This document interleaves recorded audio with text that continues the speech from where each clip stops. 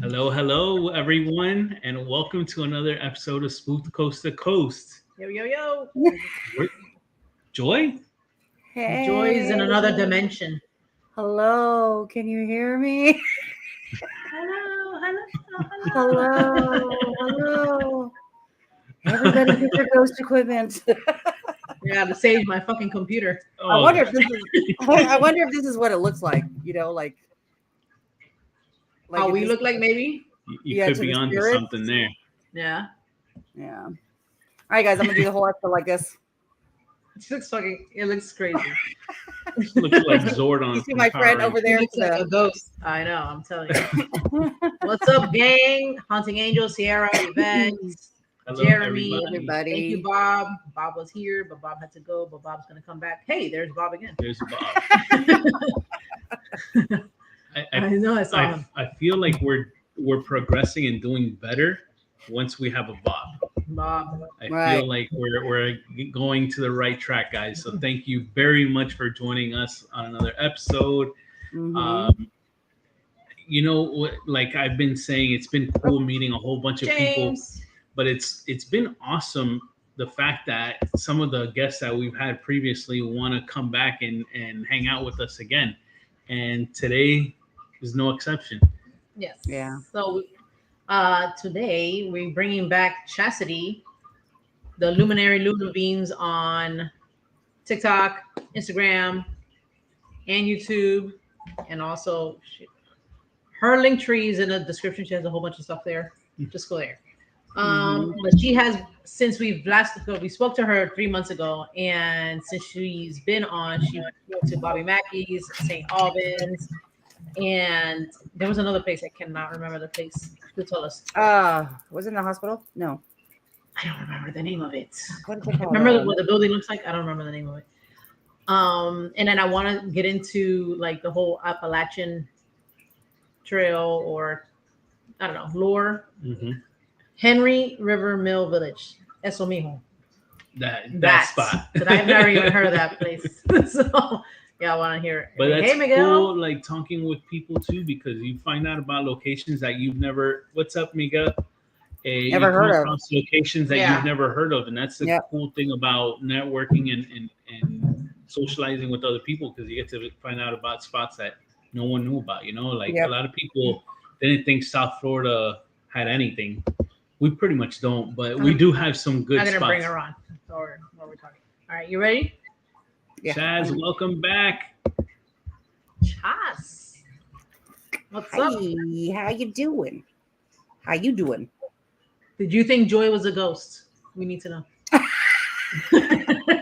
I went into another dimension for a Did minute. you think she was a ghost there? The way she looked. Can you hear us? Wait, Oh. you're on mute. Oh no, wait. I will unmute. Yeah, I'm on mute.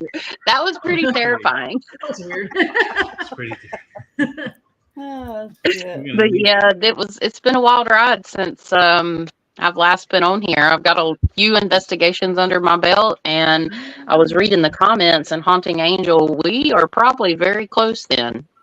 So yeah, very close to each other. If you live near Wow. Hickory, I live near Hickory too. Oh, wow. She said that the Hunger Games was filmed there.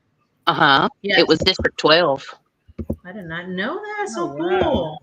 Yeah. Katniss.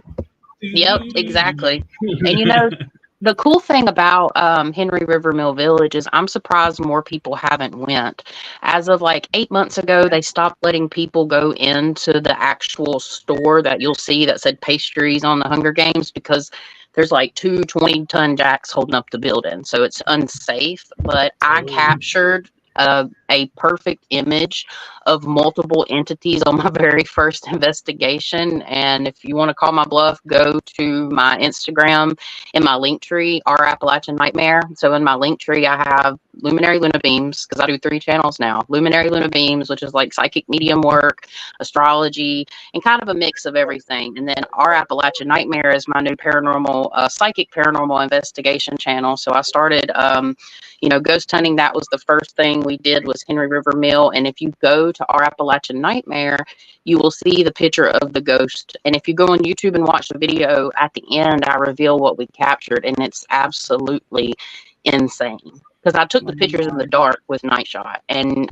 it was actually featured. The ghost guy was featured on. I sent it into Kelsey Davies. So Kelsey Davies is the biggest female paranormal YouTuber, and she actually put it in her first ghost captures video, and she even saw the guy with no arm. So if anybody's seen that video, like the first thing that happens is like weeks prior, I channel in a guy with no arm. And the guy at the place, because I knew nothing about it, the guy at the place said, if you go on our Facebook and look at the guy that used to run this place, you'll see exactly what you're talking about. And I still have yet to find that on their Facebook, but he was implying that the manager that used to run the place was missing his arm from working at the cotton mill. So I took a picture back into the darkness of that building, and I captured a ghost that looks like he doesn't have an arm, and it's kind of, and I called him manifesting. It's absolutely wild. So kind of broke in for my first like real deal investigation. I've been dealing with the paranormal for many years, but as far as going out professionally and ghost hunting, this was the first one back in May or April. Wow. That sounds crazy. Hold on, before we get any further, Miguel wants us to say hi to Soledad, his daughter. So they're watching us all the way from El Salvador. Mucho gusto, Soledad. Yes. Gracias por estar viendo nuestro programa. Yes. Thank you for watching all the way down there. Huh? See what he said. Oh, she doesn't know Spanish. We know Spanish. I know people. Chaz, you know Spanish? Not Paquito. Poquito, yeah. That's about it. Yeah. My best friend is Guatemalan, but I just don't pick it up. And he actually speaks like their language because they have different dialects, and it's like an ancient language. So he speaks 3. It's pretty cool. Wow. Yeah, but I have a really hard time picking up on it. I can read Spanish better than I can say it. She said she loved it. Yes, that's great. I can't roll my tongue. You know how that Spanish is mostly like rolling your tongue. I can't do it. I can't either. Yeah, I sound horrible. Horrible. I tried that. Yeah. So I remember that picture that you were talking about with the missing arm. Is that the one you had sent me one time? It was like in a room. Mm-hmm. Yep. I think I sent you the unedited, and there was another figure captured next to the man that, to me, when I zoomed in, and you have to look really closely to see, and it might look different to everybody else. Everybody's perception's different, but it looks like a cloak. Okay. And the shadow, the guy that was fully formed, I called a blob, like coming in, like a manifestation. Then he was there. Then he turned into a shadow man. But he wanted to be seen. I was taking the picture straight in the dark with night shot on the phone that I'm on right now. And then there was somebody else that looks like an old man. But see, when spirits manifest, they're not always going to manifest or you'll capture them manifesting in a funky way. They'll look weird. So like the man, he's got his head down and he looks like he's got long arms and he's hunched over. And it's like, I don't know, they were checking us out just as much as we were checking them out. And one thing that I found on my investigations is that... I don't know if you guys can see it. No, I probably can't. Yeah, a little. I can see it outline right now, and this is insane. Yeah, no, I remember. Insane. You can tell it. Guys, please, if you get a chance, show some love to our guests, just like how you show us love. Check out Chaz's discovery here. This is amazing. Amazing. No, that's wild. It was crazy. I never expected to capture anything like that. Wow. That was crazy. Yeah. That was at the Henry Mill. Yep. Henry Mill. And what was that place? So it was a cotton mill village, and a lot of the houses are still standing. The history on it basically is, we're getting feedback. Sorry. I thought that was me. Okay. But I'm so paranoid about my audio. And then they restarted it. You sound good. You sound fine. Okay, good. So Cotton Mill Village, people went and they lived there and they worked for the cotton mill, and they had their own form of currency called 𝗂𝗪𝗪. So that store that you see in the Hunger Games that says like pastries and stuff at the bottom, That was like a general store. So I didn't know anything about the history. I'm like, was that the cotton mill? No, the cotton mill was down towards Henry River. So this was right off of Henry River. And it actually burnt down in the 1970s. So I would say, I can't remember, but it was like late 1800s when it was built. So you had a lot of people. You saw wars there, World War I, World War II, people come back from the war. There was a little hotel, like you could have people come in and out. There's all kinds of stories. There are actual ghosts there. Like, I've come to realize I know a lot about the paranormal because of the work that I've done. Because for the folks that may not know who I am or didn't see, just briefly, I didn't do this, but I'm a psychic medium. I specialize in the paranormal and spiritual guidance and intuitive development. I do astrology, but the first thing that come out of that was the paranormal. So now what I do is I help people with severe paranormal issues. So that's part of like my podcast, Lights at Midnight, that I host with Emily, the fine art medium. And we talk about understanding the paranormal and psychic abilities and how all that kind of works together. And even outside of not even having psychic abilities, just the paranormal, that's my goal.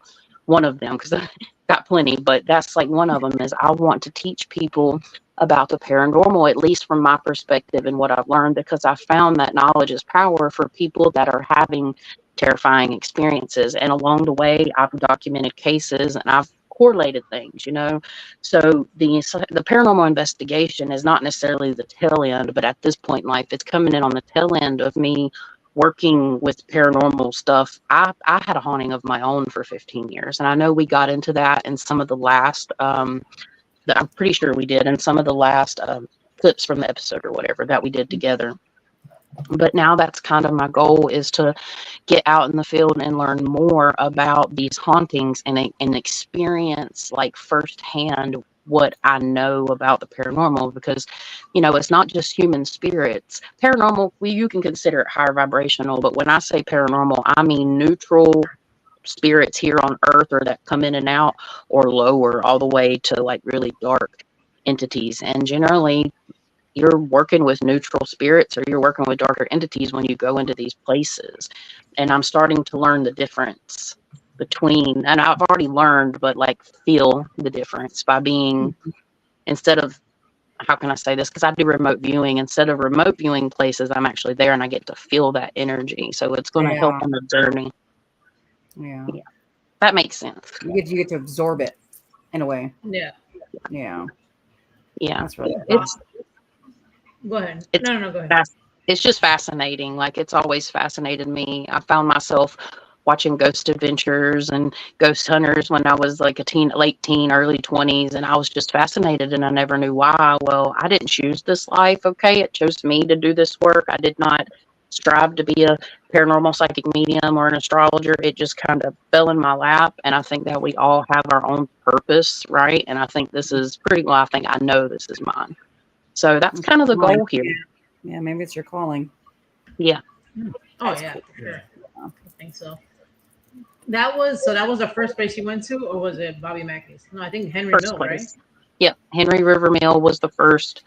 And we released the video on that. So if you go to our Appalachian Nightmare YouTube channel, you can see Henry River Mill. That was my first long form content that I edited. The video, we were still learning. The videos, I'm satisfied with it, but the video is a little off. But my Bobby Mackeys video, super proud of, like what we captured in the basement at Bobby Mackeys. I know you wanted to talk about that. Bobby Mackeys is off the chain. Yeah. Yeah, I'm excited to hear it. I'm glad that out of the three, which one do you think was the most, I guess, haunted? What had the most activity? So it's hard to. Okay, Henry River, we were outside, so you had to kind of like go into these houses. Definitely, all three places were haunted. But if you want to go in terms of like darkness, Bobby Mackeys. You walk into that place and like it was painful, not just for me, but for other people. I'm very good at spiritual protection. And I mean, I felt like my chest was crushing in. Like we had to take breaks from the building because of the EMF too. Like, and there's some things that, need to be said about this, because if anybody knows anything about Bobby Mackeys, it's literally right outside of a city called Newport. and you like come around a curve from this big city, and then here's Bobby Mackeys, and I didn't realize it wasn't in the middle of nowhere. So there are power lines that run out in front, the big metal ones that, like, you know, the big hefty ones that are out front. But when you're in that building, and you're in the very front part of that building, your EMF reader stays at yellow. It does not go any lower. So you have some electroactivity or whatever. I can't think of the word right now. Electromagnetic activity from these power lines. And so I was thinking maybe it contributed to some of the paranormal activity because of, you know, high EMF. It can cause hallucinations. It can cause paranoia. Like, it can cause things. And, you know, being in the paranormal field, a lot of people do realize that. Some people don't, but it does. And I thought it had something to do with that. But when I stepped outside of that building and was right next to those power lines, it was freeing. Okay. So, and most people had pressure. Somebody had something. Somebody felt something the whole time. Even people that aren't consider themselves as sensitive. We're all sensitive to a degree. But I walk in, and before I even actually walked in the building, I looked through the windows of Bobby Mackeys, like the front entrance, and I saw two shadow figures standing in front of what's called the monster room, where Carl Lawson had his, they say exorcism. I call it a deliverance because it seemed more like a deliverance than an exorcism, which I covered the Carl Lawson case on Lights at Midnight with Emily of Fine Art Medium. So, you know, I kind of somehow correlate things all together between the channels. So it's kind of interesting. But yeah, I saw two shadow figures. We walk in. I feel like my chest is crushing. Off the bat, there's a lot of energy. I got touched quite a bit. Like, I felt like things were grabbing my arms and trying to pull me out of Bobby Mackeys. The building? Wow. Yeah, and it wasn't like they're yanking me. It's just kind of like, hey, it's time to go. You know, it's that feeling of, you know, you got to get out of here. And pretty much through the night, I would say at Bobby Mackeys, things got a little more intense. The basement, I'm not scared. I don't get scared very easy. But I did get pretty tense in that basement. And we actually communicated, I personally believe, with the darker entity, which I believe is like a soul collector or a collector type energy, which will, that has, I know this sounds crazy. Okay. If it depends on how deep you're going in the paranormal, there are things at Bobby Mackeys that look like people, but they're losing their hair. They lost their features. They lost their gender. It's like they're slowly but surely like demonizing or turning animalistic, that this thing grabs onto, because I saw them crawling into the room of faces at Bobby Mackeys. And as I say this out of my mouth on the video, we actually pick up, like, paranormal equipment is picking up things. And one of those things moved right beside of Riley from Down South Supernatural, which is Riley and Greg is who I've been going with to some of these places. And actually every time I went, actually, and this time we actually were together too. And I said, it's standing right beside of you. And that's when, on the night vision, because it was pitch black in there, we actually captured a mist go out from beside of him. And he said he felt cold chills and everything. A lot of validation there. It's just something that, you can't, unless you have spiritual eyes. And even if you do, you may see them differently. But I feel like they're human or fractals or human souls or spirits that are actually being kept there by this one darker, malevolent entity. Yeah, it's crazy. It's crazy. Miguel, that sounds crazy. I don't think, you're like the first person I heard. I've never heard that either. Yeah, I've never heard that, actually. That's crazy. About all the people that have been to Bobby Mackeys.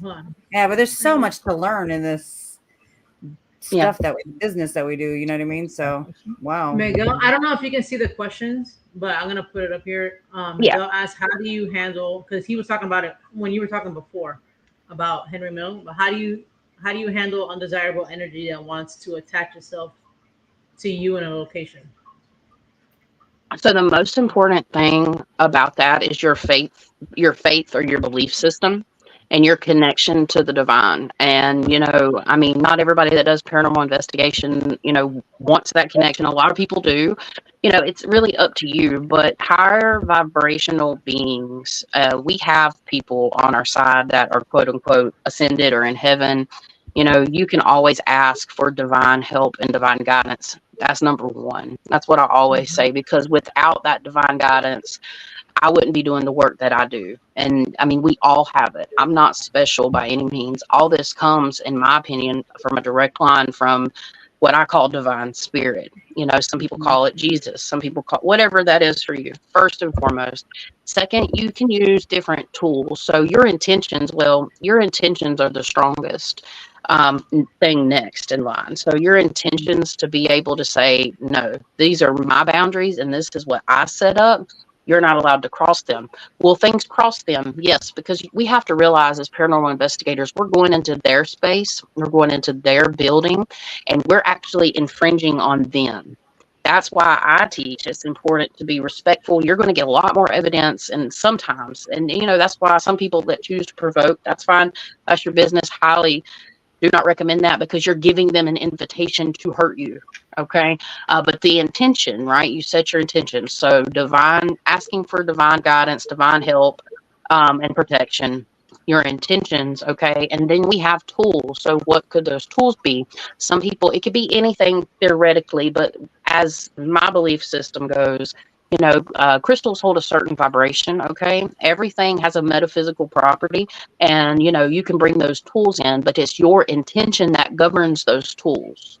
The tools are not going to save you. They can help you and assist you, but it's your vibration and their vibration that work together along with your, you know, divine spiritual protection that kind of, you know, helps. So, you know, saging, holy water, stuff like that. I take it very seriously. I'm not out there like saging myself all the time before I go into these places or anything. I do let my guard down because, again, I've dealt with things with people in their homes that I've had to kind of remotely remove.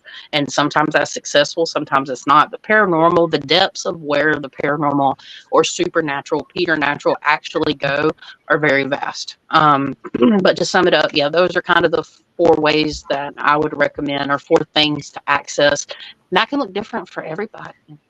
Everybody. So, you know, you don't, you know, you can find different ways, like, you know, sage yourself before and after, bless yourself with holy water, holy oil, carry around, you know, black tourmaline and clear quartz to help transmute that energy. But, you know, I always ask for divine guidance, grounding yourself. You know, that can be different for everybody too. You know, you can just, I literally at St. Albans, when it got overwhelming, I just went outside, I had Crocs on, took my Crocs off and put my feet in the grass. I thought I was the only one that wore Crocs on investigations. No, we need our feet comfortable, girl. I need them feet comfortable. It's too much walking. Thank you. Have you been to Privet Clinic? Not yet. Oh, I have actually. I went back April 13th. I was a psychic reader for the Privet Clinic Parafest. Yes, I remember. Yeah. Nice. Yeah, I went in, and you know, there was a man there. He kind of showed himself to me in the doorway and stuff. I did not make it down in the basement. I've heard the basement's a little more intense. But yeah, I've been, and I want to go back. They're very affordable. Highly recommend. A good place to go investigate. It's only like $150 for 3 people, and then, $50 on top of that per person. Like, they are very reasonable, and they're very nice people, and it's a good location. Huh. But yeah, Bobby Mackeys off the chain. So word on the street from Bobby himself is he's trying to save the front wall on the room of faces, and he's trying to save the portal to hell, because I think he has every intention to relaunch these paranormal investigations once the new building's built, because honestly, they did not want to tear it down. They're having to tear it down because of the structural issues. The building feels like it's leaning. I mean, it's solid, but it's leaning. Like, you know, we had a lot of things happen at Bobby Mackeys. I mean, and I did it in a 5-part investigation. We did the creepy corner. We used the SP7 spirit box. We used that. And I said, hey, touch the cat balls, please. And it literally said, play with cat balls across like 7 radio stations. So Nice. yeah, it was crazy. And Carl Lawson's the monster room. The reason they call it the monster room, there was a monster sign in there, but it's kind of on the very back wall. Like if the monster room is parallel to the stage, but there's a lot of space in between. Like it could have been like where people sat or something, during the shows. And there was had some cat ball activity go off in there, but I felt like a woman crawling up behind me, and she was white skin, like her, not like me white, but like white skin, Pale. pale, like like sheet paper white. And she had hair and everything. She was really creepy, and I felt her crawling up behind me in that room. And I hadn't seen the things in the basement yet. So and I didn't even correlate it like until I got home and started editing, because when I'm in these places and I'm channeling the best I can, because sometimes it is very overwhelming and, you're dealing with a lot. I have to really tune out. I don't even realize the correlations till I get home, because channeling is not my own thoughts. Okay. I'm not using a big thought process here to make anything up. It's literally coming in from a divine source.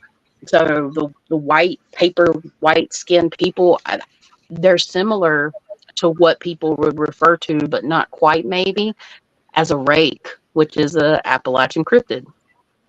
So, and that would be what I would, I wouldn't label them as that, but it's reminding me of like that kind of cryptid or rake. Right. If I think a rake would, like seeing a rake would be 100 times like scarier for sure. I've seen one, I'm pretty sure, like with my, like not just like impressions with my eyeballs before I ever did this kind of work. I knew that I was different when it come to like getting information. I just never leaned into it. I was probably I was in my late 20s. So this was probably about 10 years ago, and I was working for a little screen printing company. I was printing t-shirts manually. It was very interesting. I got real strong because you had to use your arms a lot. And I'm sitting there and, on the machine, I'm putting the shirts on, and I look over at my boss man, and he had a big box. His place was hectic. He had stuff everywhere. He's one of them old men that just had shit everywhere, right? So there was this big box sitting next to him, and I saw a paper white skin creature with my eyes, like, look at me, and it had big black eyes. And it looked at me, and it was wrinkly and had just a couple little hairs on top of its head. And then it just like went back down and disappeared. So, inside the shop? Inside of the shop. Yeah. Now it's surrounded by woods, here where I live. Yeah, we have inner city, right? And there's a city. Okay. But you go 20 minutes outside of that city, and there's a lot of land sometimes, depending on, the people that own it. They still have acres and acres of wilderness. Now people are in that, but I live near Stokes County, North Carolina, which was the scene of the Charles Lawson family massacre on Christmas. A lot of people know about that. It was back in 1929. That's the way I would get people to understand. And also, that's right in the county next to it, in Rockingham County, you have Madison Dry Goods Store, which was featured on Netflix 28 Days Haunted or something like that. So, you're starting, that's where the Appalachians start. So I live like 15 minutes outside of the technical start of Appalachia. But, I've lived in Appalachia, grown up around it my whole life. And it's a very interesting place. It is. Miguel said, what do you think was the driving force behind the activity in Bobby Mackeys? So I found a correlation between, of course, and we know this too, tragic events, emotions. That place is just so old, and it had been so many things. People said that there was satanic practitioners behind I think it's the Maliki or Licky River or something like that. I don't know, but when you have layers and layers of history, the way Spirit explains it to me is it's like a book. So every event that happens that's tragic, anything through time is, well, think of it as a book in layers. You have layers and layers of residual or like energy shedding. Okay. So when we have a traumatic event happen, I firmly believe, some people can lose a piece of themselves, like a fraction of their soul, and that can cause residual energy, right? Or it can go in and manifest into something like a thought form.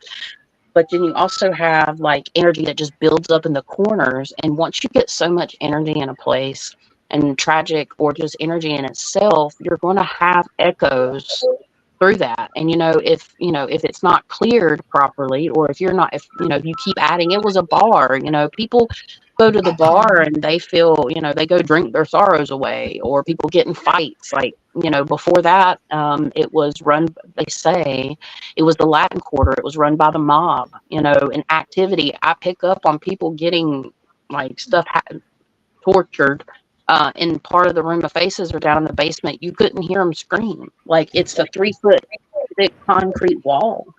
So ultimately, when you have those types of vibrations, because the vibratory scale, positive, negative, and you got all those emotions in between, you attract lower vibrational entities, or you can create lower vibrational things, because not all hauntings are, in my opinion, are people. And I'll be talking about that, and I'll just do a sneaky peek because it kind of goes in with this. But at St. Albans, I personally don't think there's tons of human spirits there. There's something else there that was created by the same very thing that I'm explaining to you guys, because that was an asylum, a sanatorium. They did electroshock therapy. Right. There's a reason. All the torture and all that stuff. Yeah, I 100% believe that makes all that. Sure. Yeah. It attracts lower, like real deal conscious, sentient, lower vibrational beings. There's a difference between sentient, lower vibrational beings and lower vibrational energy. Even a plethora of lower vibrational energy can form masses of energy and react to, the equipment and the device. Yeah. So basically, it's crazy. To really get into the depths of where this goes, like, we don't have enough time in this particular podcast to go through it tonight, but there's a level, there is a hierarchy, and it's part of that dualistic perspective that we have from, Earth. Earth is dualistic. We can't have, as much as we want to defeat negative things, certain people, as much as we want to, have the justice, there is justice, but it's free will. Okay. Yeah. And that's on one side and the other, in the spiritual, to a degree, in the spiritual and the earth realm. So there's spiritual laws. It's crazy. Yeah. And it's interesting. It's very interesting. Damn. We were so close to Bobby Mackeys when we went to Waverly, and I want to know, but I don't even know. Why didn't we go? Because we didn't have a car. Yeah. When are they tearing? Yeah, we didn't have a car, so we didn't go. And but I didn't know the price. But at the time, I think we were, honestly, it was not. When we were gonna go, somebody was like, "Oh, what's this right up there?"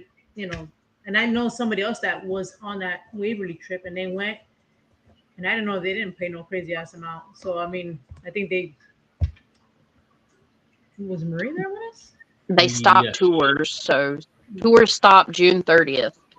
So, and they may have let some people in there after, because I don't think they started the tearing down process, but to book a tour, we went June 11th, and it was the very last full available date. I mean, it was meant to be. I think it was really meant to be for me to go there. That was a bucket list location for the last 20 years for me. Like, if I was thinking to myself when, 19-year-old me was like, if I ever do this, I want to go, because Ghost Adventures. But some people say that Bobby Mackeys wasn't all that in a bag of chips. Let me tell you right now, if you're sensitive and you can feel energy, no matter what level that is, you're going to walk in there and feel something. If you don't, I'll be very surprised. I'm still kind of going through some of the photos from Bobby Mackeys, and if you really look into photos, you can start to see all kinds of things. But personally, intuitively, I'm looking, I think I've actually captured something in one of those photos. You're not going to capture something in every photo or every investigation. I'm still going through the evidence for St. Albans, which we did that last Thursday, not this past one, so like a week and a half ago. It wasn't, it was very haunted, but it wasn't like Bobby Mackeys yet. I haven't found anything yet. It wasn't like Bobby Mackeys, and it wasn't like, Henry River Mill. You're not going to capture something on camera every single time. And I was kind of worried. Like, I'm like, shit, if I capture something else, people are going to stop believing me, because I don't go in there and fluff anything. I went in there with hardly any knowledge at all. I knew it was a sanatorium, so I knew what to expect. Place was huge. It was huge. Do you think people brought stuff to Bobby Mackeys? Yeah. Maybe that's why it's like even more like, you know, haunted with all the energy that comes through. Yes, and you reminded me. Yeah, you reminded me of that because, I mean, the more you paranormal investigate places, the more people that come in. You know, these people are paranormal investigators. If they're not very spiritually hygienic, they can bring things with them. But I do pick up, like, a lot of times I can tell the difference. I'm like, some of this was brought in through paranormal investigation. As a matter of fact, I think I even say that in the video too. So, yeah, thank you for reminding me of that. Yeah, it's crazy. When we were at the Gettysburg Bash, the second day, I think it was Saturday. Yeah, not Friday, it was Saturday, and we were there all day. Then that day I ended up like left the room or whatever, but as soon as I hit like the what would you call that? The ballroom where everybody was at, I started getting like I was like, I started getting like a headache, and I was like, oh my god, your headache is it was Saturday because I was like, it hit me like a fucking wall. Like, as soon as I walked in there, like the more I walked in, the more I had to stay there. Like, I got such a bad headache, and I told him, I was like, yo, you gotta go get me coffee or something. Like, I just thought it was just coffee. And then, but so many people. It wasn't that. Like, I was just trying to treat it with coffee. I just felt, I don't know. I think it was just everybody's energy. And then it's funny, Debbie I saw Debbie there, and she was, I don't know. I told her, I was like, yeah, man. I was like, I feel like crap. I was like, I was fine until I walked in here, and then like 30 minutes later, I'm like, I had a huge headache. Yeah. And she was like, it's funny you say that. She goes, the girl that's with me, her head just started hurting, and she was like, and I feel like, and then she's sensitive, and then she was saying that she felt like it was other people's energy that was creating that, and it was a lot of people there, a lot of them are paranormal investigators, and she was saying that she thinks it's just people have like their attachments and shit, and that's what like we're feeling, you know. And I was like, yeah, I think it is that. I ended up leaving. I was fine afterwards. Isn't that weird? What happens when I go to hospitals now, I start getting that. Until like I walk off the property, I'm in a parking garage or a parking lot, like it'll go away. Yeah. I've noticed that already. That's weird. That's weird. Yeah. It's not fun. It is not. By walking away, you're better. That's crazy. That's weird. That's how Bobby Mackeys was. I mean, for me too. And I know exactly what you're saying. Like, you walk in and like your chest feels like it's caving in. You walk outside, get a few breaths of fresh air, and it's gone. And that's clear. I mean, you would associate that with the extrasensory perception, ESP, of clear sentience, which is clear feeling in the body, which I know I've talked to Jen about with her chart, and picking up on stuff like that. It with a lot of people with a lot of attachments, and also just being in Gettysburg. Like, for me to go to, I went to New Market, Virginia, and there was a battlefield I didn't realize I was even sleeping on in a Days Inn. I didn't know. We just stopped for overnight when I went up to meet Annabelle. In 2021, I went up to Connecticut to the very first Seekers of the Supernatural Paracon, and we stopped there, and I didn't know, and I got pretty much attacked all night long because I was tired, and like I had all these spirits coming in, because as a sensitive, and you know, or even as a medium, they try to communicate with you, and if your light is too bright for them and they're lower vibrational, they do not want you there, because you can see why they're there. You know, there's things about getting rid of a haunting. There's multiple layers to that. But one of the things that I learned early on is, once you figure out the origin of why something is there that shouldn't be there, or don't have permission to haunt a place or hurt an individual, that's when you learn how to get rid of it. So, and I'm not saying like that was technically, you know, your case, but you know, that's just part of it too. It's like, and that's kind of what happens, is like, some things don't want to be messed with. Sometimes it's not about just getting rid of them. Sometimes it's just like, you know, the energy you may have been feeling, they did not like your energy, because, you know, you're a higher vibrational person. You know, you're about that love and stuff, and not everything is. And they will come at you, bro. I think that, like, 100%. Like, you know, I get like a little thought in my brain, and I can kind of like, I think it's that. It's like just lower, like stank. It's kind of like dank energy, and I'm like not there. Yep. So yeah, they don't like that. Nope. No. St. Albans, St. Albans was really hard to focus. Oh, you know what? You know, somebody else told me that too. I think it wasn't Bob and Miller. I'm not even paying Stephen attention. Miller. Oh yes. Did you find Yvette and Sierra? Did you find that the same? And did you find that way too, Chastity? Like St. Albans was it hard to focus because I've heard that before. Oh yeah. Yeah, it was. And you know, there was a lot of people there and so we split up. But I will be honest, I require like quiet sometimes when I'm channeling. Like I have to be able to focus. And you know, it's already hard enough that I'm combating energies being thrown at me. So I mean, it was kind of self-did having, you know, a few more people around. But yes, at times it was hard to focus. When I was by myself, I'll go ahead and tell y'all, I haven't, I've said it to a couple people, but not publicly yet, I don't think. But walking in there by myself, I was okay. But once I got around other people, it began to be hard to concentrate.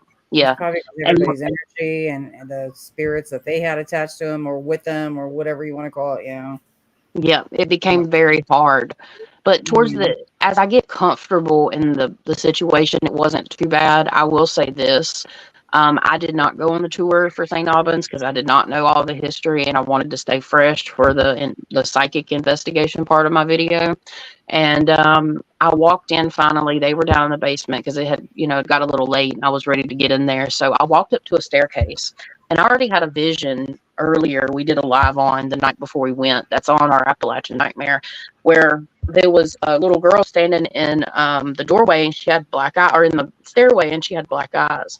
And when I got there, I went and stood in front of the stairway and I thought there was a piece of furniture, like, because it had a switchback. So it goes up like this. And for those that have been to St. Albans, it's the stairway right beside of the one beside home base where it goes down in the basement. It's the one that goes up that stairway right there. And I thought it was a piece of furniture, but it moved. It was a black shadow. I was seeing it with my eyes and it shrunk down from being very tall to very short. And it grabbed on the railing on the side and turned sideways and climbed down the wall at me. That was one of the only times I got spooked. I was like, oh, no. And then I was like, that was like first reaction. And I walked away kind of fast, like 4 or 5 steps. And I was like, no, look at that. I'm walking back and I'm going to start taking pictures. There you go. So I was like, this is not how this is going. I'm like, fuck that. And I go back. Yeah, I'm not. It's not happening today. It did scare me and I'm hard to scare. That did freak me out a little bit. I'm more scared of people than I am ghosts.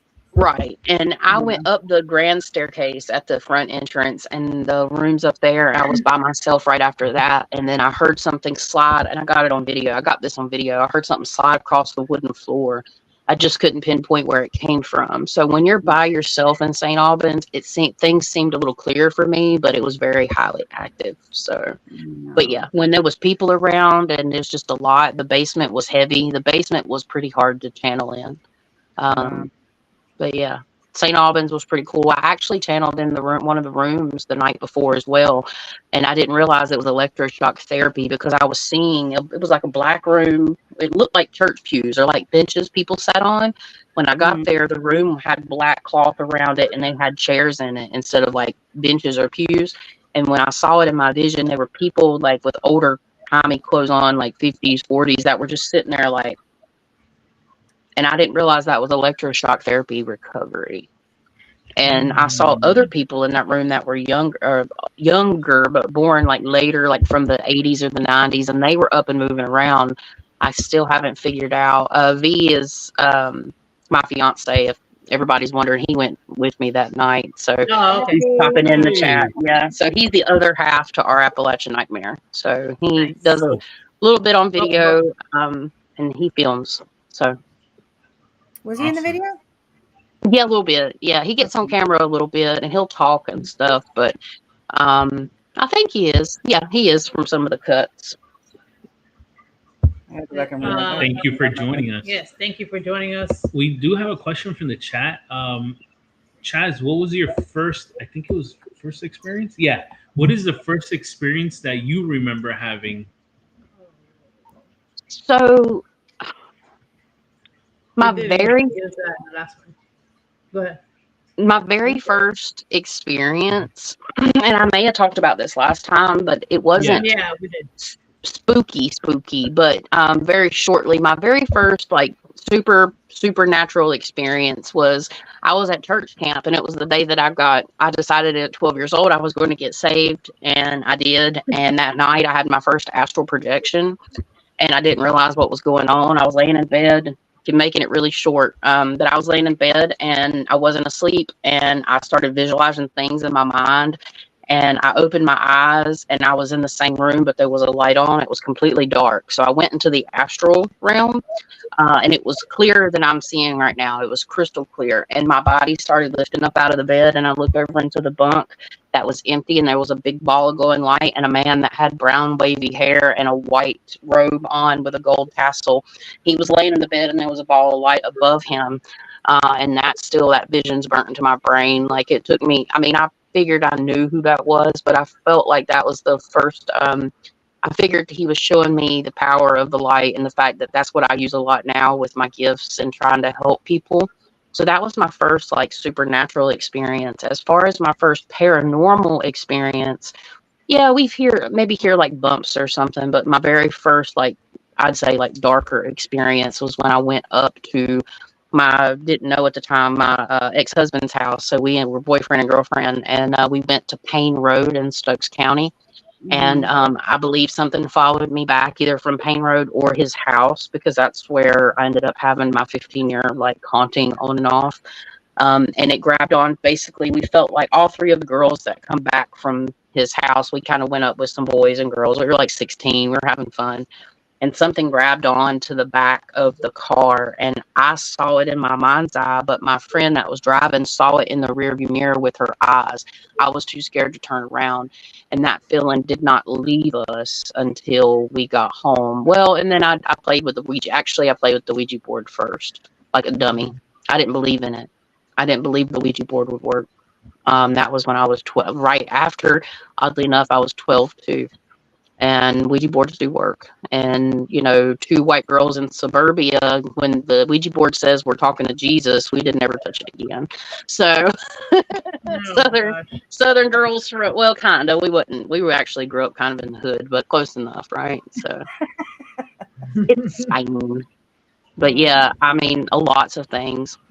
And I think the thing hanging on the back of the car, I think that had something to do with the haunting too, because things that are interdimensional or things that are behind the veil, you can get answers. This is a point here too, in my opinion. You can get answers on a spirit box or a portal or whatever from people that aren't even there. If the spirit is strong enough, it can communicate. It doesn't have to be in the building, because that's darker energies that are more heavy and stuff, or that have more power or strength, quote unquote, maybe not the best words to use.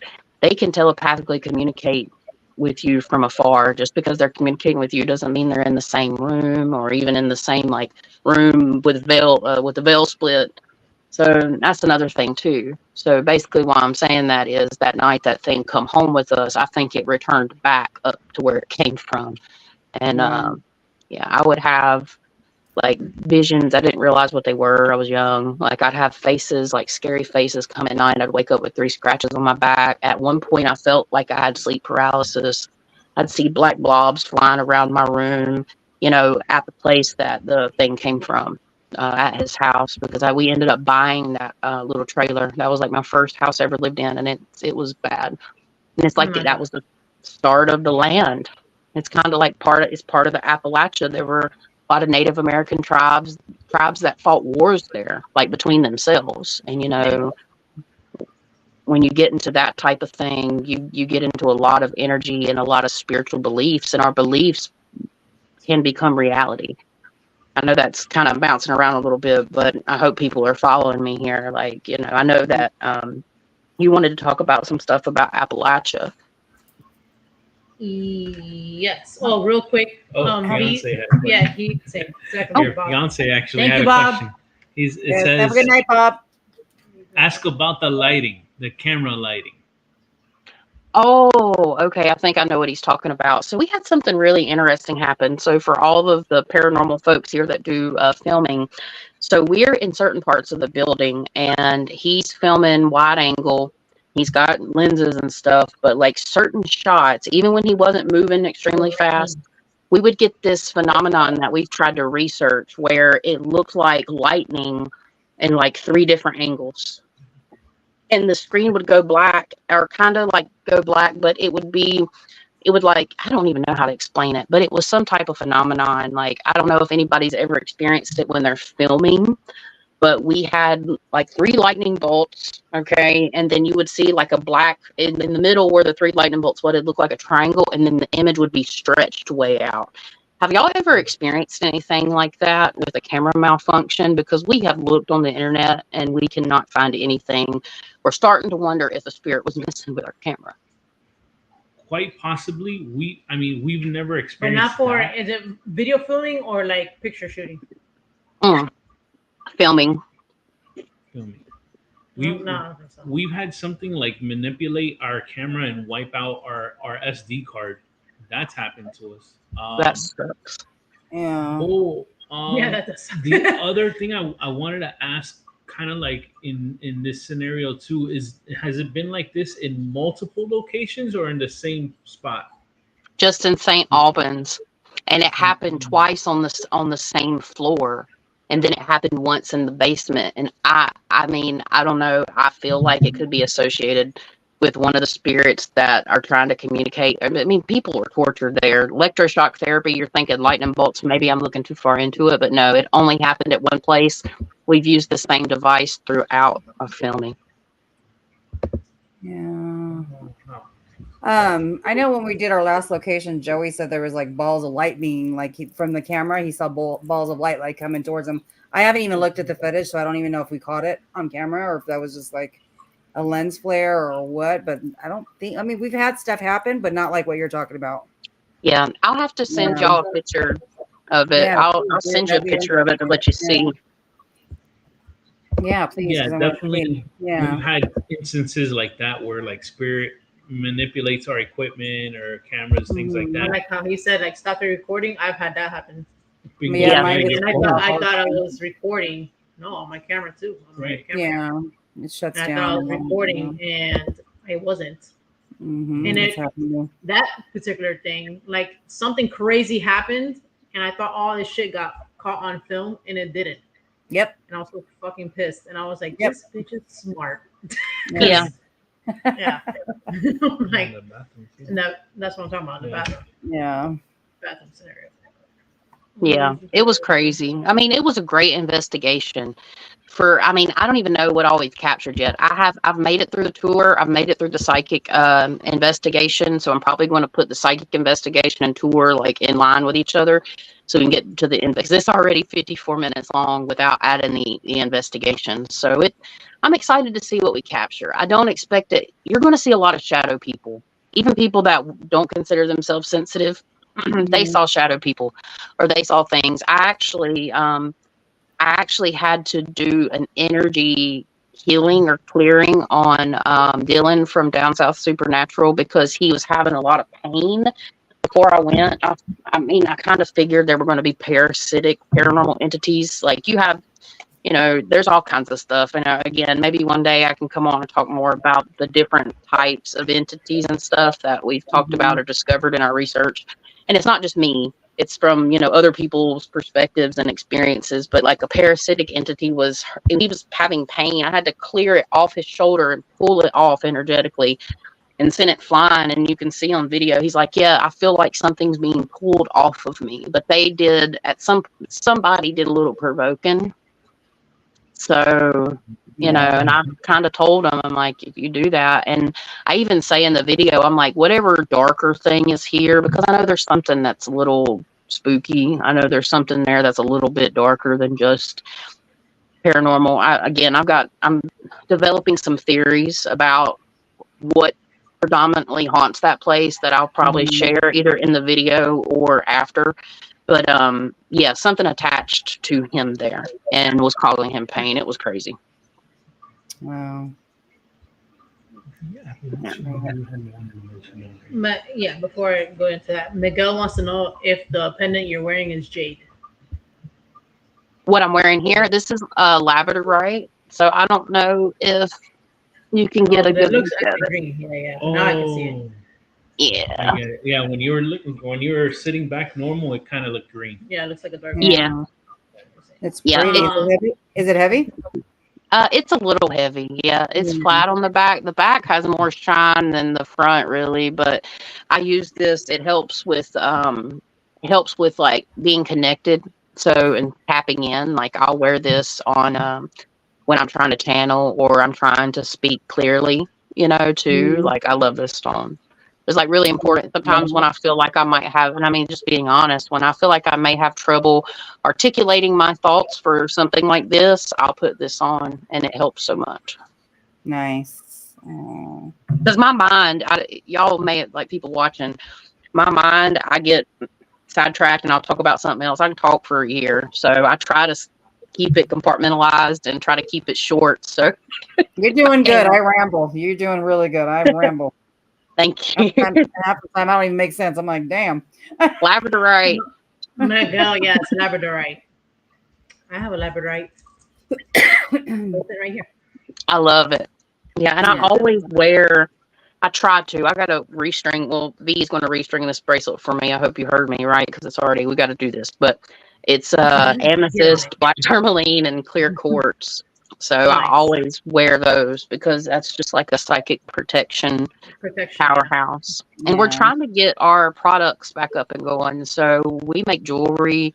We used to sell it back, in 2021, but we've got to get a website and everything going up again or to sell. But yeah, thank you. I appreciate that.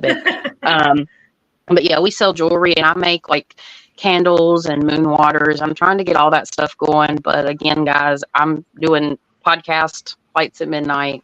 I'm doing Luminary Luna Beams, which is like my readings. So I do offer different types of readings, general readings, astrology, different things, which is all in the link below. And then again, our Appalachian Nightmare. And it's taken me like Henry River Mill took me 75 hours to edit. Freaking Bobby Mackeys at least 50, So those are like full work weeks. Yes. But when you do get that store up and running, when you have the time to, please let us know so that way we can let the folks here know. I appreciate it. I certainly will. Yeah. Thank Let's you. Get into what is moon water? I know you said moon water. What is that? I've never heard of it. So like moon water, people take and they can either make special jugs or I literally just put like a jug of water out under the full moon and different things. And it said that it embodies that energy of the full moon, but I use it to make room clearing spray or like negativity clearing spray. And I'll put crystals and herbs and oils in it. And you can just use the moon water, but I actually use it and send it out to people that need to clear their house or something like that. You can make all different types, really. That's just one example. Nice. I've never heard of it. That's cool. Thanks. Take a cleansing bath. I'm learning so much. Yeah. Now, a lot of the stuff you guys have on the East Coast, I've never even heard of. I'm like, what the hell is that? Yeah, well, don't have a lot I'm trying to come out west. I'm ready to come out west. Yeah. Yes, come on. Mm-hmm. I'm There's nobody out there. Where though? Because there's really nowhere here. So I've got some people to see. I've got to meet a friend in Colorado. I'm trying to go see Rochelle the Psychic Sleuth in Arizona.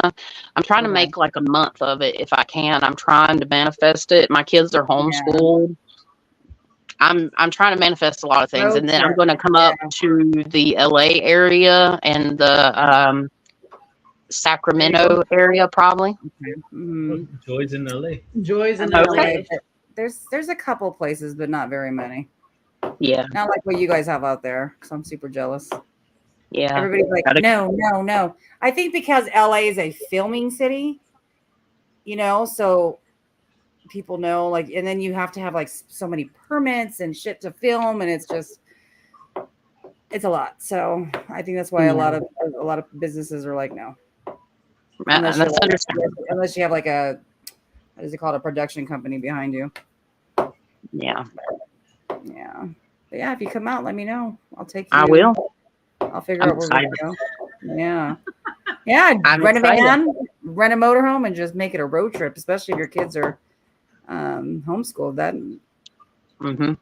yeah. That's exactly what I want to do. Yeah. Are they young or are they older?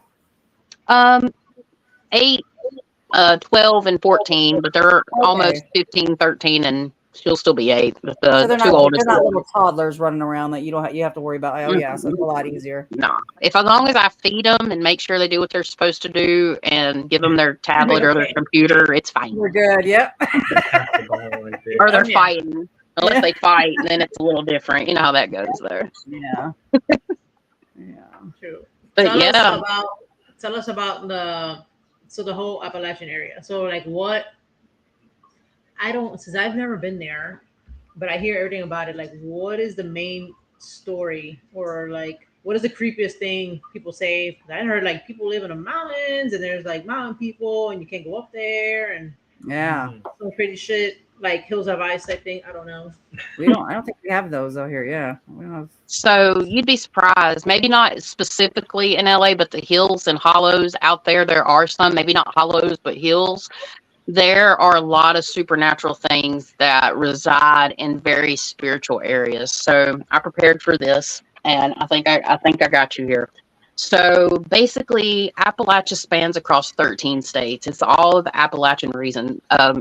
One of the things about Appalachia, that this is my personal belief, it really hasn't seen water in a while, meaning it hasn't flooded. The mountains are very, very old, and they hold a lot of history from a lot of different communities, tribes, different types of people from different areas, so not only, just more recently, I guess you could say, the land was taken from the Native Americans, by the settlers, right? And the settlers came in, okay, and they brought their own religious practices and stuff. One thing about the spiritual world is that, Native American tribes, they have very spiritual beliefs. They have different, beings they believe in. Think about it, different tribes, they have the thunder beings, and their spirituality, there's just different things that govern different things in nature.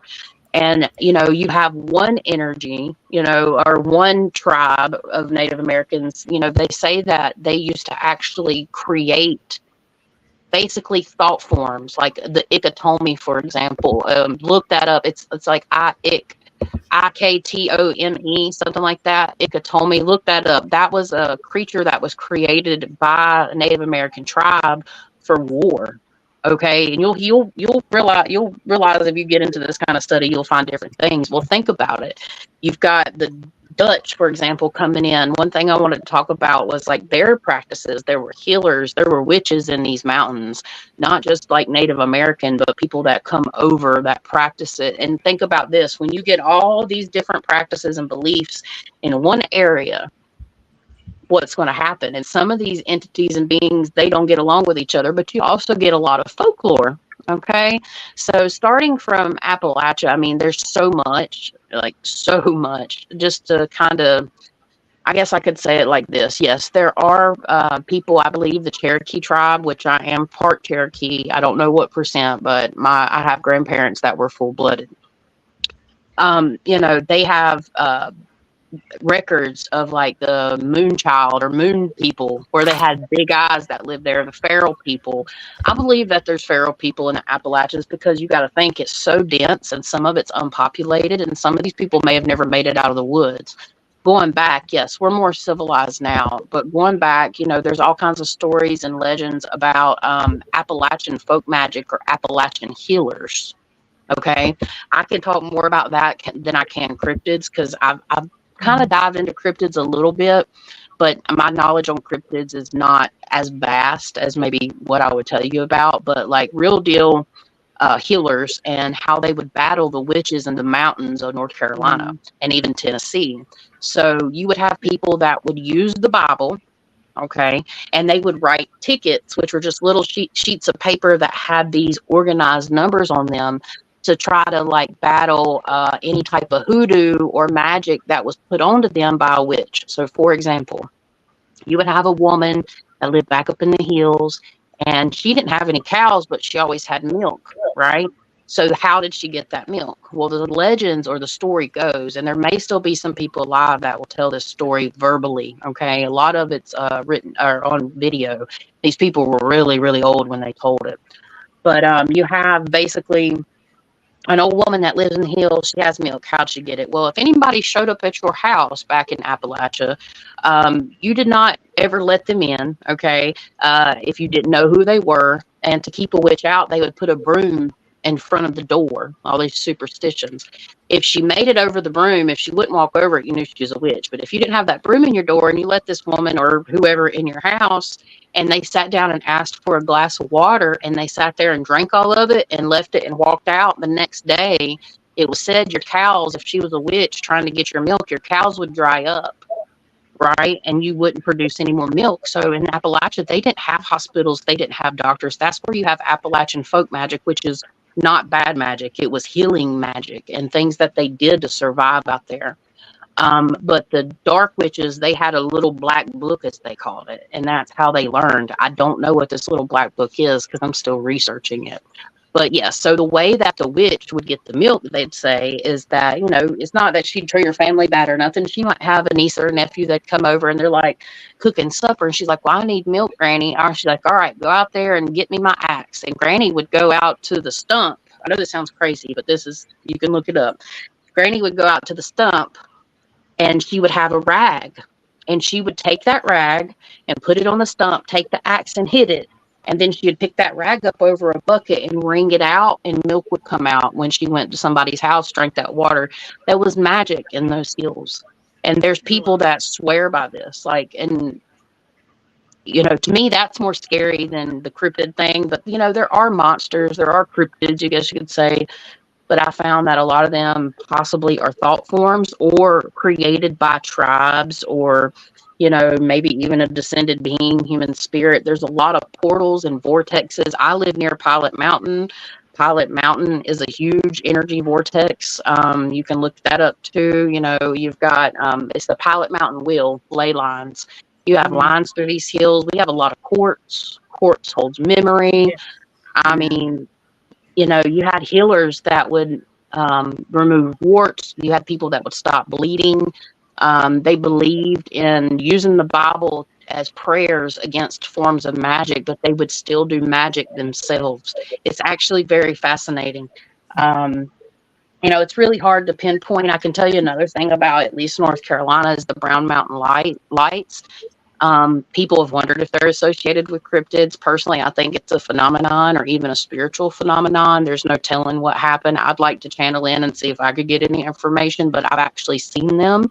You can go up on the Blue Ridge Parkway and drive, and then you would get to the Brown Mountain Lookout. And if you're there at night, you can go see the lights. And sometimes they show up and sometimes they don't. It's just these little lights that are there. But, you know, I know we're kind of running out of time, but I mean, Appalachia has a plethora of history, like when it comes to stuff like that. We're good on time. Don't worry about it. Okay. But yeah, so what I was going to ask you about that was, yeah, so like, so you would call those people like the mountain people, right? That had to do with that. Yeah. You know what? My question escaped me. Go ahead, continue. I will come back. I mean, there's just so much. You have the dog man, you know, in different parts here in North Carolina. They talk about the dog man, and they basically come visit you. Okay. Is there like any military bases that you know of in those areas that maybe like hidden cause any of that type of like cryptids, or, you know, I don't know, maybe Dogman is some type of military shit gone wrong, I don't know, or because I know they see a lot of UFOs out there too, so yeah, there probably is. I mean, I will say this. I know in Fayetteville, we have a military base, right? But out in the hills, a lot of times, how can I say this? Out in the hills, and a lot of times they hide things. So it wouldn't surprise me. As far as I know, out towards Statesville, there is a nuclear waste facility that's like housing some of the waste from, I think, the Cold War or something like that. And if it was to ever crack open, they have a 50-mile radius evacuation plan out towards Statesville. I actually downloaded that document and put it in a drive somewhere because it's kind of scary. You know, I know about that, and that's in Appalachia, because mainly most of the mountainous parts, or even some parts in the Piedmont, what's considered, because we have the coast, the Piedmont, and the mountains in North Carolina. So, Piedmont is right at the start. Some of the counties are part of the Piedmont, and that isn't, I think, in the Piedmont, not considered the mountains yet. But there's a lot of things that happen, and I think it has to do with a collaboration and a mix of many cultures and God knows how many years, because, they say that, depending on your belief system or what you believe in science or whatever else, humans or the essence of humans or whatever, we've been here for a long time. And I don't think some of these mountains have seen water, which would purify or wash away some of this stuff, in my personal spiritual opinion. These mountains haven't seen like the ocean come and take them over in a long time. They're withered down. They used to be some of the tallest mountain ranges in the world. And, that can come. And there's sand dollars in some of the caves. So it has happened, but that's kind of like my theory as to why the Appalachians are so off the chain. There's just so much. There's just so much. And people practice different things, different religions, and some of it's not all good. Yeah. Crazy. Has have I never heard? You ever seen, like, or have you experienced maybe something like a dog man or anything like that? Or, I don't know if you believe in Bigfoot. Yeah, I mean, Bigfoot, I do believe in Bigfoot. I think Bigfoot's interdimensional. I think some of these things are interdimensional beings. Do they exist in 100% the flesh?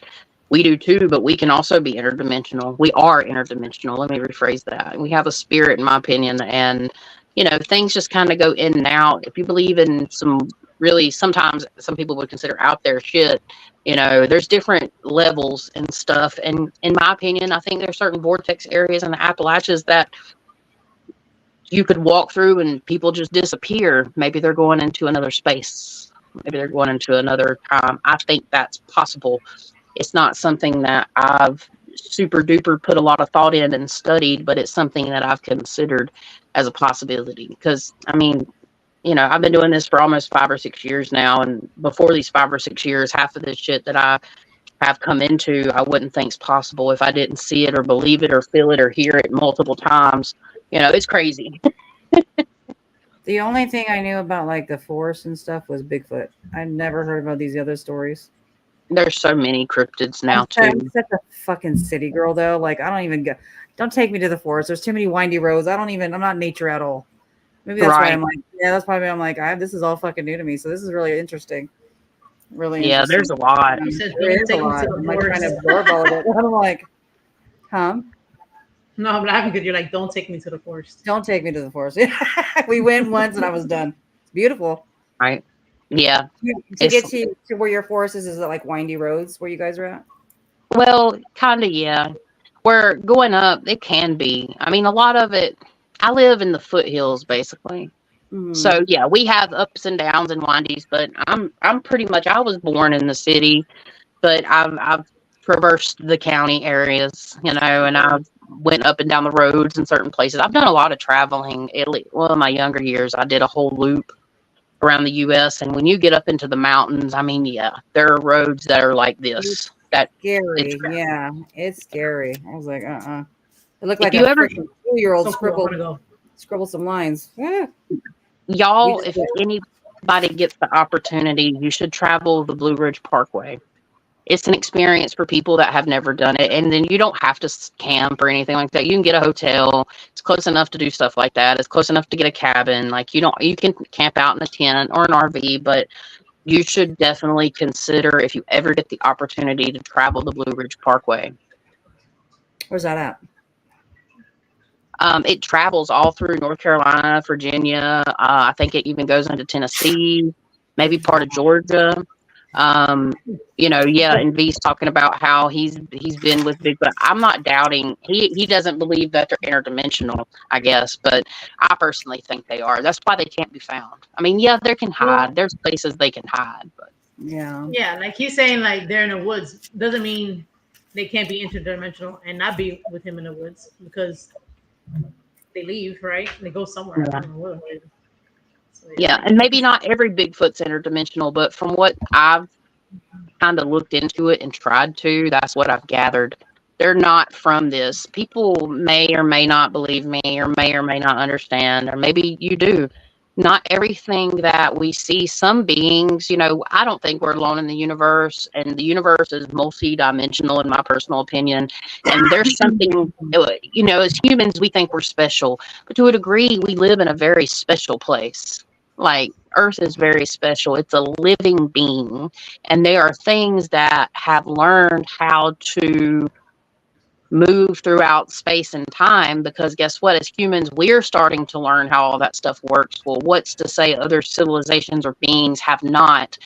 If you believe in aliens and stuff, it kind of gets kind of tied all and looped in together, and I'm kind of doing that. But everything has its own essence, everything has its own energy, everything has its own story. And I think there are beings that come here for resources. I'm starting to develop theories about why would there be things that want to latch on, like demons or even aliens that want to study our body. Like there's something special about where we live. That's my just saying. Yeah. Things come and go. It says everybody make and I don't have dogs anymore. Oh yeah, I want to travel with that, Yvette. Joy lives on the other side of the US. I know. Everybody's from the East Coast, and I'm like over here by myself. I mean, Joey are like all by ourselves. Yeah. No, Thrill Seekers, I think, was from here, right? He's we'll yes. Yeah, he's like the only one. Make a trip up. I would love to. I would definitely love to. Cool. Yeah. I want to go to North Carolina really bad. I want to stay in a cabin. I want to see mountains. If y'all come back up this way, I'm sorry, go ahead. No, I'll see him from the bottom. Yeah. Them fucking roads, I'm telling you. Yeah. We need to collab. Wherever, if y'all come to North Carolina, any of y'all, we need to get up and do a collaboration. You guys got some cool locations, out there that I've never heard of. I definitely want to. We definitely want to venture out, if you will. Yeah. But I wouldn't mind renting a motorhome, so it's like you don't have to worry about hotels. You can stop when you want to take a nap. Like take as long as you want. I would love to do that. Yeah, it's nice. I mean, I've been all around the U.S. I love North Carolina. I love where I live.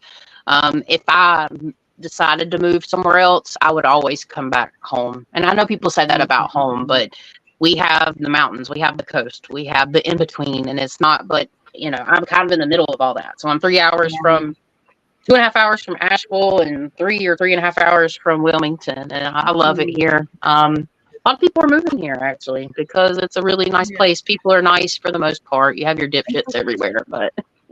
Hey, babe, Cook and Ram is Joey. People are moving to California. I'm like, why? Yeah. You know what it is, I think, to be famous. I loved California. I couldn't live there. I'm scared of earthquakes, and it's too expensive, and there's a lot of people, which there's a lot of people where I live. I mean, I don't live in a small city by any means, but it's different. It's just different. But I loved California. The redwood forest, I could live in a fucking tree there. Let me go. Okay. Barefoot hippie. Let's do this. Yeah. See, I was born and raised in California. I bitch, and it's expensive, but I don't want to ever leave. Yeah. On my way to a facility with the spirit. You're stupid. It's La Llorona. How do you spell La Llorona? See, I can't pronounce it. What? Llorona. Llorona. No, Llorona. We just I don't know if you guys seen the pictures at the park when we were with our friend.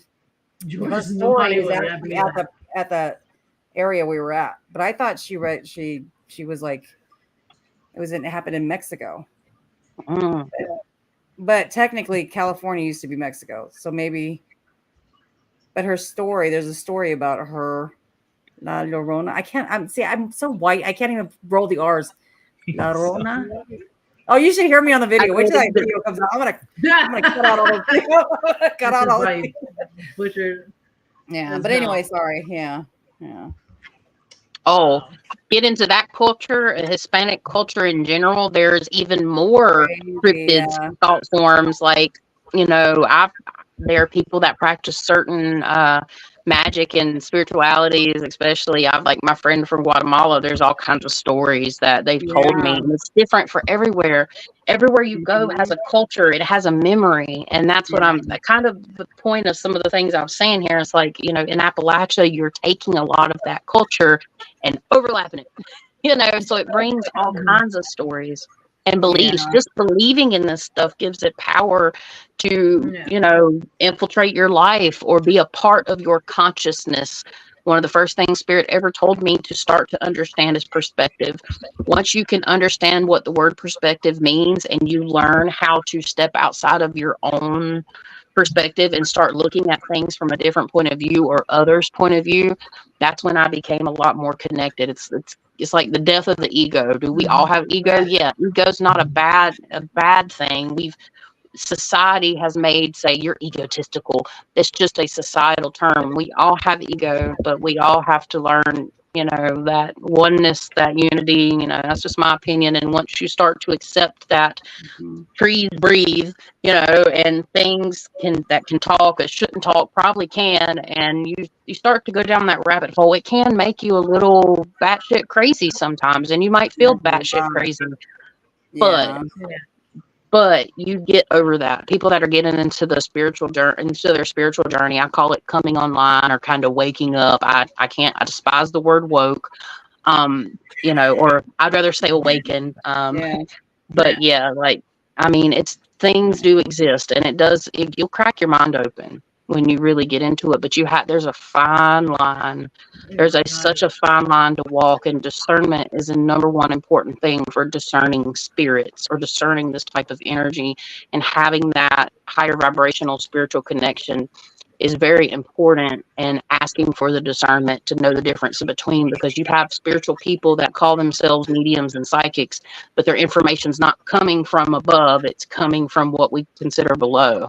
They can have their mind and stuff all messed up by things, because just as much as the divine spirit talks to you, darker spirits can too, and they'll be more, you can always tell the difference because they're more intrusive, they violate people's free will, and you know, you can really get in somebody's head if you're using it for negative purposes. Even if you're not, even if you're all about the love and light, you still have to be careful, because if you don't heal your trauma and you don't heal your cracks, and this goes for everybody that's working in the paranormal field too, if you have trauma, you have open cracks in your aura and your spirituality, and that is how darker things can get in and manipulate you. I'm not a fear monger. I say this from experience and hundreds of people's stories reaching out to me and finding correlations along the way and Right. spreading a message. I'm not a fear monger because you can't be fearful of these things.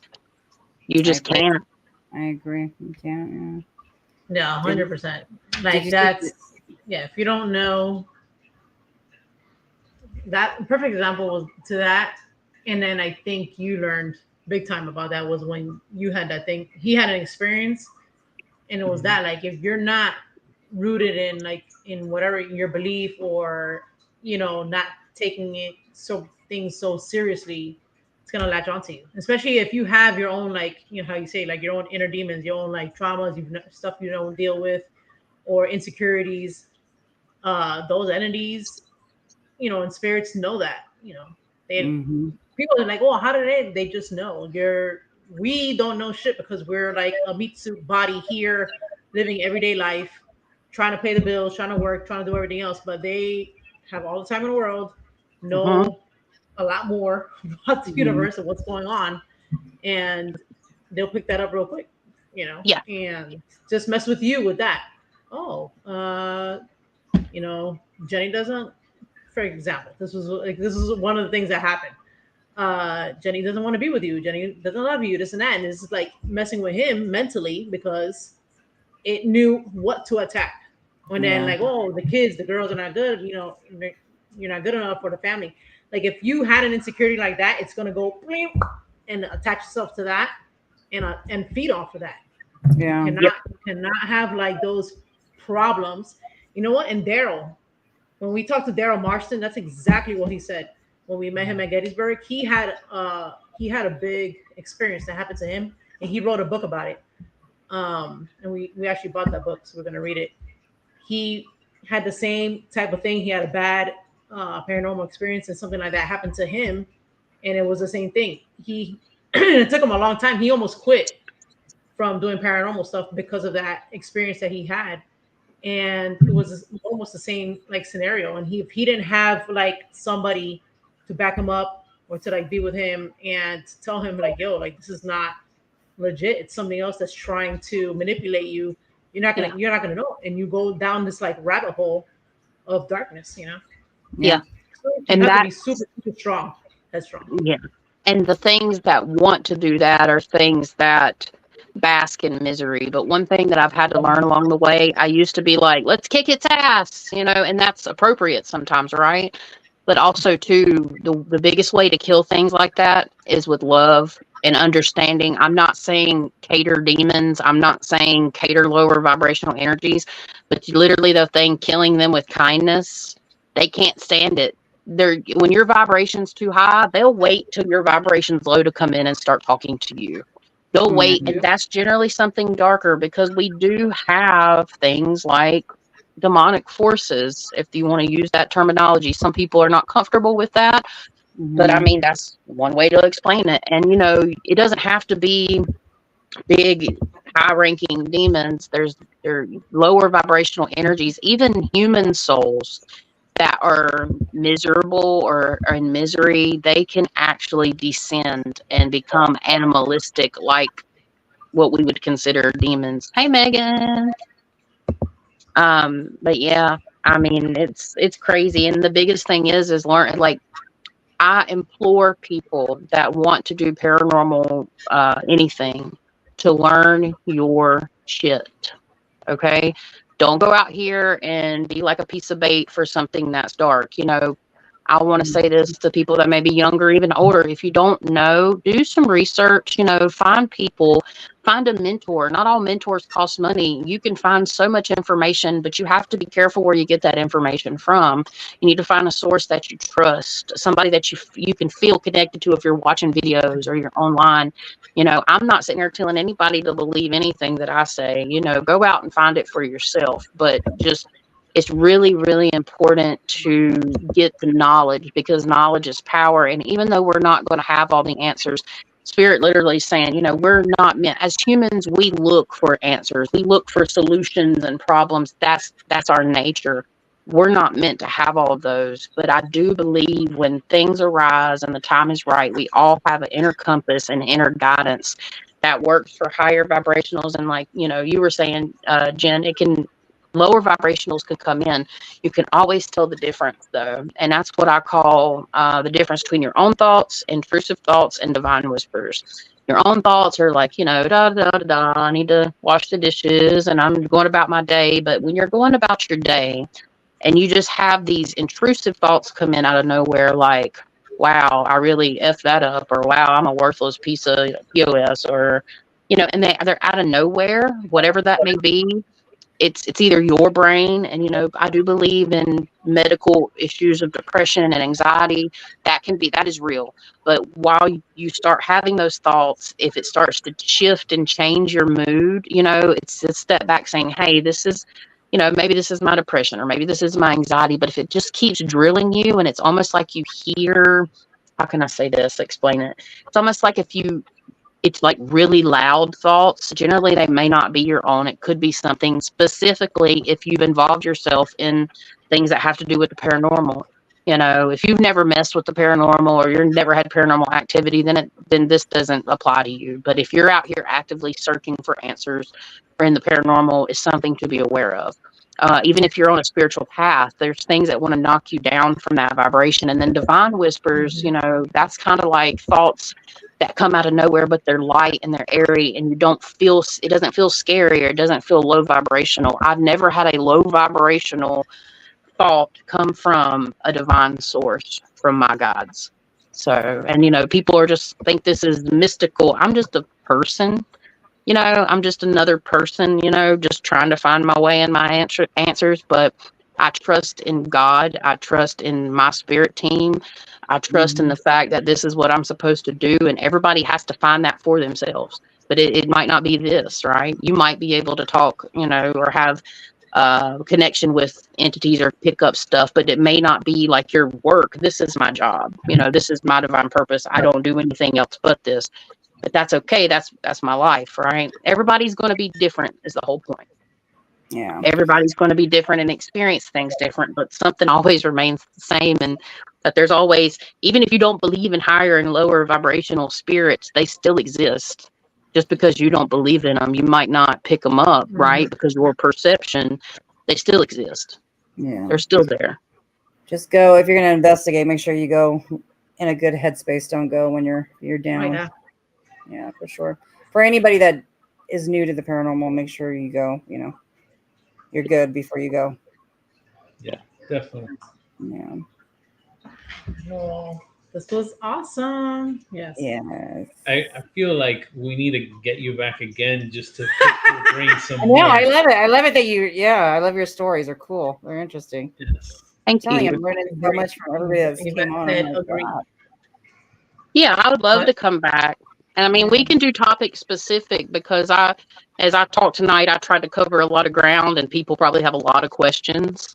So if y'all want to do it saved because I have a bad memory and I'm like, so I can always go back and watch it. Yeah. So yeah. So yeah. Dude, I went back and I watched our first episode with you guys, listen to me, with all of us.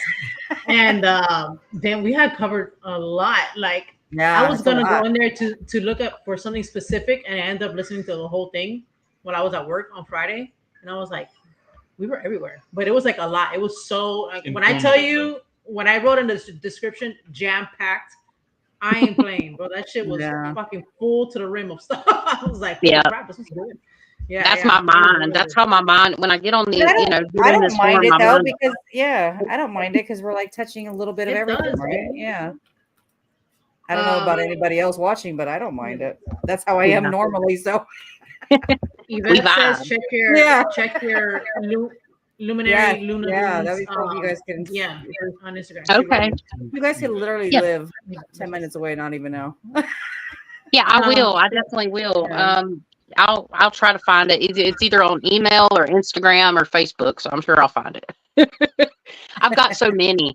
So I'm sure I will find it, and I will definitely look as soon as I'm off here. I'm excited.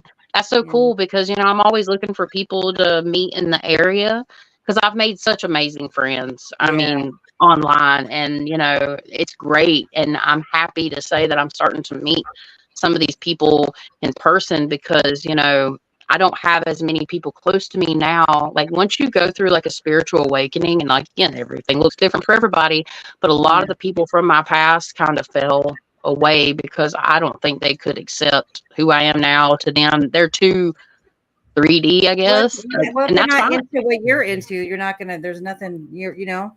Yeah, and it's okay. You know, it's okay. You talk. You just talk to them when you're not. You know, about other things rather than this. Yeah. I think this is more of your passion right now. Like, you're on a roll.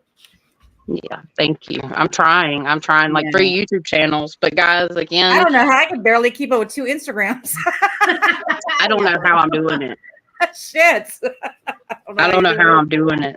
But yeah, so I'm starting to teach classes, and I'm going to have some that are in person. I'm going to have some that are pre-recorded. Still working on that because I suffered the loss. There for the in person. I would love that. Well, I had to push it back because I lost my mom July 7th, so I wasn't able to teach it. Yeah, so I might reopen up seats for the Manifesting with the Moon. So on top of that, I do psychic medium work again. So I have different stuff. It should all be in the link, in the Linktree link. And then definitely check out the Paranormal or Appalachian Nightmare. And if you want to if you go back into season 1 for, you can listen to season 1 of Lights at Midnight podcast with me and Emily, the Fine Art Medium. That tells you a lot about the stories and the things, like how we got to be where we are, and we teach along the way. Now for, we're going to relaunch the podcast, like the audio part coming up maybe around Halloween. Me and her are still trying to figure that out because our schedules have got kind of busy. But we're still doing YouTube. We do reaction videos now because that's what people want. They want us to tell people what's in these places that, you know, they go to and stuff. But we also still do a little bit of teaching. But there's a lot archived on our Appalachian Nightmare. If you want to learn, first season's called Origins. Check that out. And it explains a lot of the things that I've talked about today. And yeah, I think that's pretty much it for me. And I appreciate you guys having me on. It's always a pleasure. I'd love to come back anytime we can set it up. Yeah, I love it. For sure. And for everybody, again, on this chat, I pinned Chaz's link tree. It's on there. I don't know. I can't see it here, but I can see it on my phone. Yeah, it's pinned. Thank you. It's in the pinned comment, and then it's in the description show notes. And yes, thank you so much for being here. Show her some love. If you haven't subscribed, but watch the videos. Good. Please, yeah. Videos. Yes. Check out the amazing also on Instagram, she had the on picture. IG. Mm-hmm. Yeah, amazing. See that creepy eye? Yeah. Don't forget, send us that picture that you were talking about, that flash. I will. I definitely will. Want to see that. Yeah, I definitely want to see that. I'll try to find your email. If you can send me your email, if you want a high quality picture, I'll have to send it there because Instagram and Facebook degrade the crap out of images. Oh yeah. Okay. True. All right, guys. Well, did I email you last time? Wait, stay. We want to take a picture, right? After. Oh, yeah, sure. We'll do a picture. Yeah. Stay real quick. Oh, okay. Yeah, please stay. I will. All righty. Well, thank you everyone for joining us. We definitely appreciate everybody on the chat. Thank you, Chidi. You guys have been super active tonight. Amazing with your questions. And Team Rewatch, everybody out there that can't watch us live, that watches us at some other time, Jenny, Joy, Joey, and myself, we definitely appreciate the love. We do. We love everybody that comes on and supports. Sierra, Debbie, Chidi, Limestone, everybody, Bob. We even have Bob. We have a Bob now. We have a Bob now, guys. We're doing big things out here. Thanks, Bob. Chaz's fiance V, thank you. Brittany, thank you. Yes. Miguel from another country, thank you. Everybody from another country, Mela. Our little sister. Love you guys. Yeah. And with that note, Joy, you can find Joy and Joey on. Oh, I just realized that's Joy. It says Joy and Monet. I just saw that. I did not read that before. Joy and Monet. Trust me, she's still not interdimensional. She's here. And you can catch. She goes into the background. Yeah, right. We'll start fading out. You can catch us 305 Paranormal on YouTube, IG, and TikTok. Me, if you want to check me out, Mondo. Bye, Soledad. Muchas gracias, Soledad. Que tenga buena noche. You can catch me, Mondo, at Mr. 305 Paranormal on IG and on Facebook now. Oh, and I'm actually working on a little thing with John, Dairyland John. So come and check that on. When I find out more information on it, I'll let you know. But it's going to be football. Yeah. Football related. And Chasity, tell everybody where to find you as your social handles. Luminary Luna Beams. If you go on Google and you type in Luminary Luna Beams, you're going to find me. So at Luminary Luna Beams, there might be some dots in between there. Lights at Midnight podcast. You can search that on Google. It should pop up in the first couple times. And our Appalachian Nightmare. So at all of those things, and it's all in the description box down below. My link tree, I have it set up. If you hit this link tree, you'll see the sections for each thing because I'm a Gemini, so I'm everywhere. So let's go. All right, guys. Have a great week, and thank you for being here. We'll see you on next Sunday. Surprise guest. I'm not gonna say who it is, but all right, it's a male. Okay.